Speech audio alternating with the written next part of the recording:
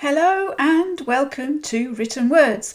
I'm Helen, and in today's lesson we're going to look at the active and passive voices in English. So we're going to explore what the active and passive voices are, and we're going to have a little look at the advantages and disadvantages of each of those, and then we'll have a little look at an extract from Watership Down, which illustrates both the active and passive voices.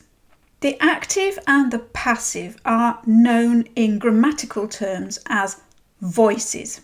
The active voice is the most common, and it's also the clearest and the most direct, usually. The passive voice turns the usual sentence structure around, and it changes the emphasis, and sometimes this makes the meaning slightly vaguer. In story writing, the active voice is usually preferable, but there are situations when the passive can be a better choice. It's commonly used in reporting, whether that be scientific, academic, newspaper reporting, historical reporting, and so on. The active voice requires the subject of the sentence to be specified. The subject of the sentence being the person or thing doing the action. But in the passive voice, because it changes the order of the sentence around, it's possible to even omit the subject, which allows the writer to be deliberately vaguer. So let's look at a few examples. A man was murdered yesterday in central London. We know the verb is murdered. We know the object. We know who was murdered. It was a man.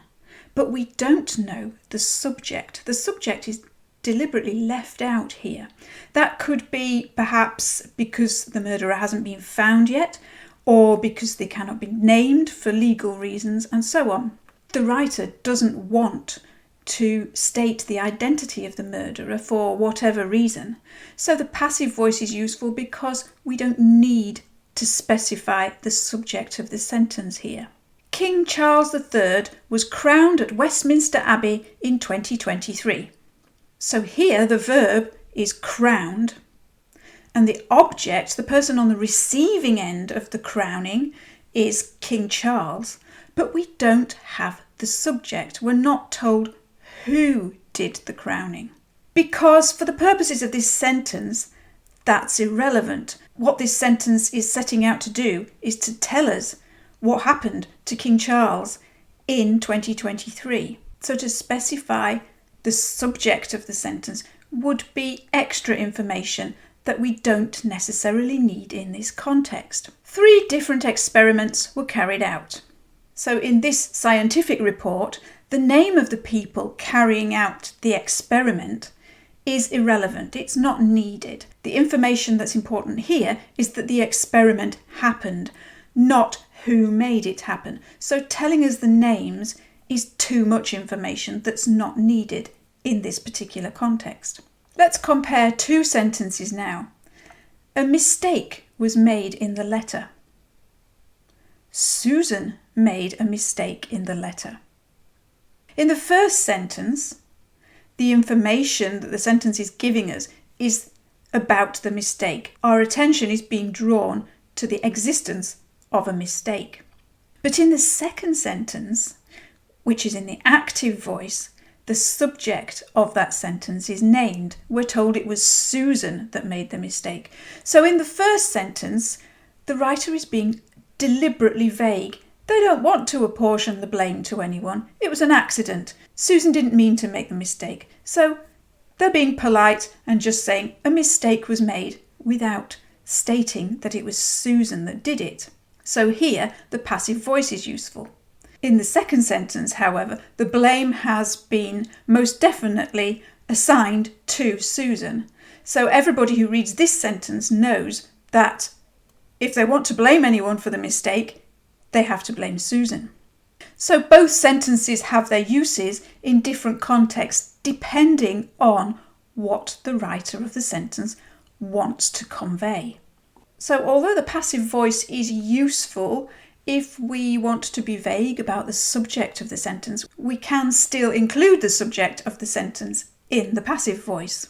There are occasions when the passive just seems to fit better and the sentence is clearer with it than without it. So let's compare two more examples.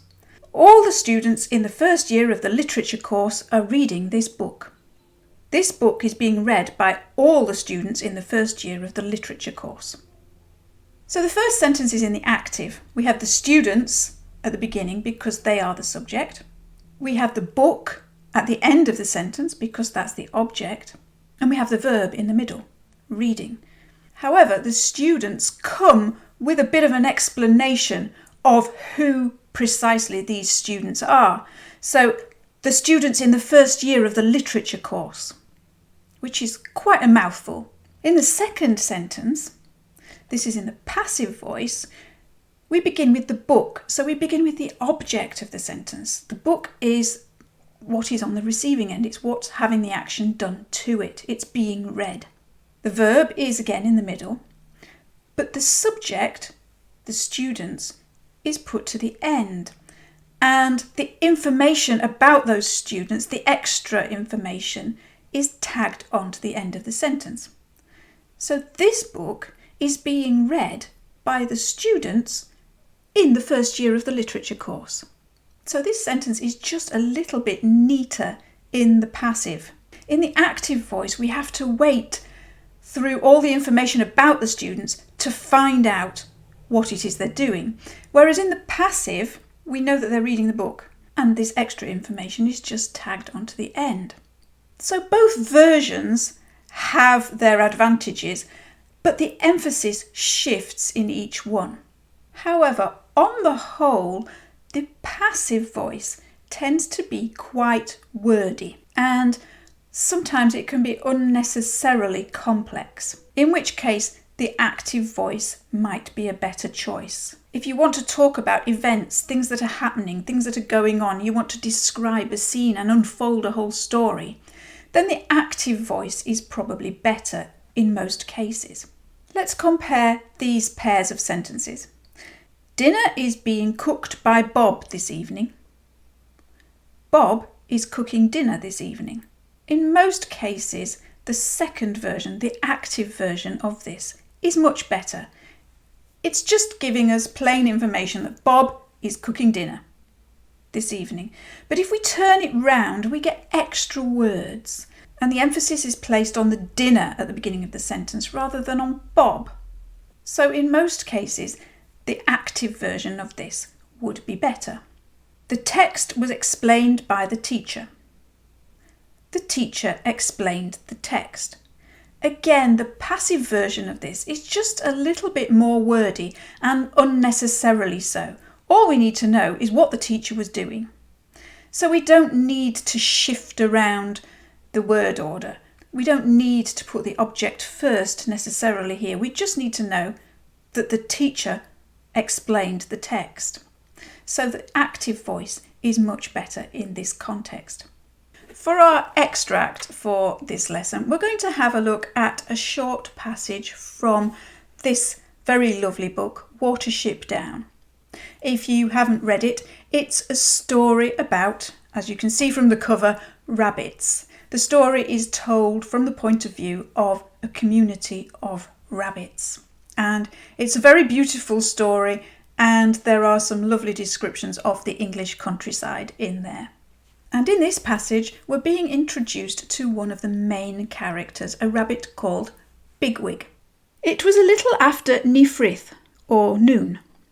The whole warren were underground, mostly asleep.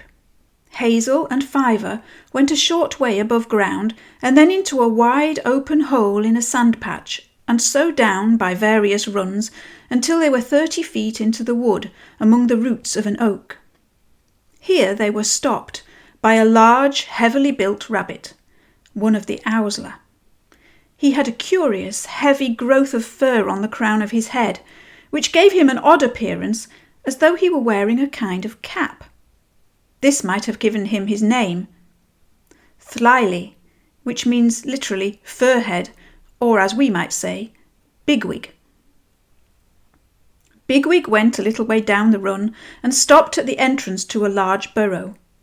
After speaking a few words that Hazel could not catch, he was evidently called inside.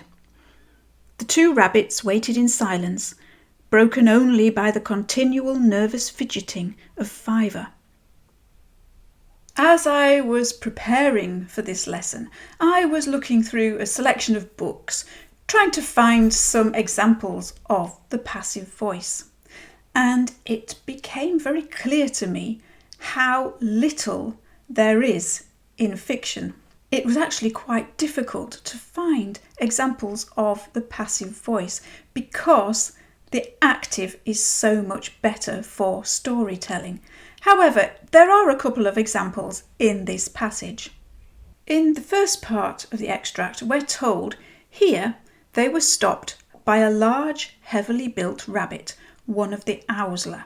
So this is in the passive voice. The large, heavily built rabbit is the subject of the sentence, but he's been put to the end of the sentence. The object of the sentence is Hazel and Fiver, they in this case. And they are at the beginning of the sentence. And the verb in the middle, joining it together, is stopped. In the active voice, this would be the other way round. In the active voice, it would go, a large, heavily built rabbit, one of the owsler, stopped them here. So why has the author chosen to use the passive voice in this particular sentence? I think if we look at the active version, it's similar to one of the examples we had earlier, because the subject is a large, heavily built rabbit, one of the owsler, which is quite long. It's quite a mouthful, it's quite a lot of words. So to put that in the middle of the sentence means you have to wait for the rest of the information to come. Whereas if you put it in the passive, it's just tagged on to the end as extra information. So here they were stopped by a large, heavily built rabbit, one of the owsler. Fits much more neatly into the sentence than putting that extra information right in the middle.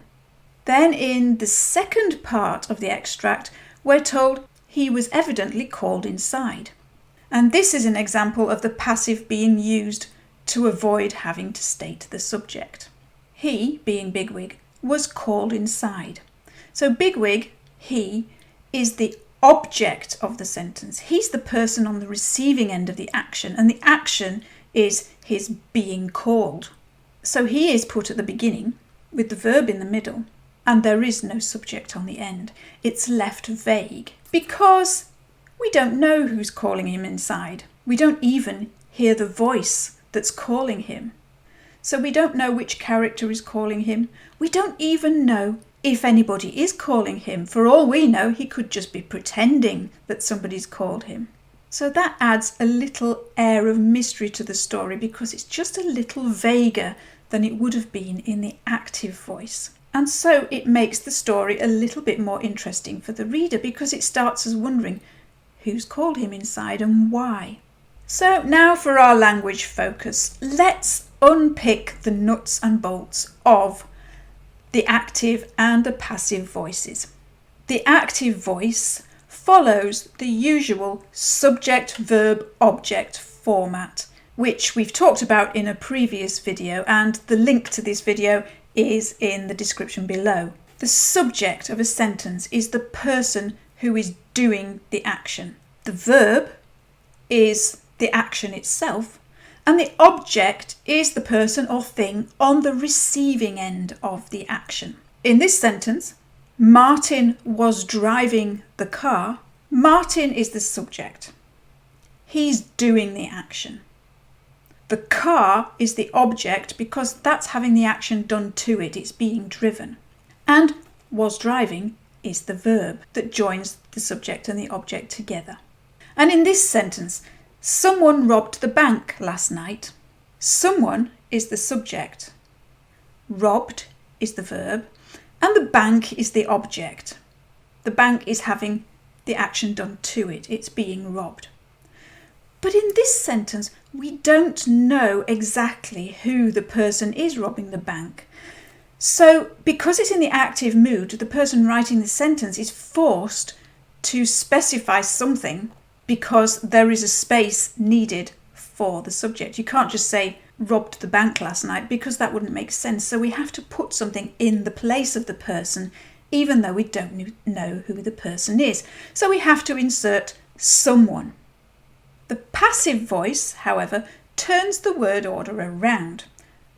So instead of subject, verb, object, we have object, verb, and then an optional subject. So the first sentence would now be, the car was being driven by Martin. So we have the object now at the beginning of the sentence. It's the car. What was happening to the car? It was being driven. And Martin, the subject, is on the end. And we have to put by to indicate that he is the subject. He's doing the action. In the second example, that would now become, the bank was robbed last night. So the bank is the object. It's having the action done to it. The action is was robbed. And there is no subject because the subject in the passive voice is optional. And so this makes it a little bit easier. We don't know or we don't want to specify who the person is robbing the bank, so we can leave it deliberately vague. For our writing prompt, let's play around a little with the active and passive voices. First of all, write a brief newspaper report of a fictitious crime. What happened, where and when. Then incorporate your report into a wider scene. Imagine a character is reading that report. What do they do? What do they think? How do they react to reading this report? Then when you finish the whole scene, reread it and have a look. What is the balance between the active and passive voices in your scene? And how effective do you think that is? Are you happy with the way you've written it, or do you think it might be better to use the passive and the active in different ways? As usual, there is a 2-page worksheet that goes with this lesson, and the worksheets can be downloaded in packs of 10 lessons from our website at writtenwords.uk. Thank you very much for joining me in this lesson. I look forward to seeing you in the next one, and in the meantime, happy writing!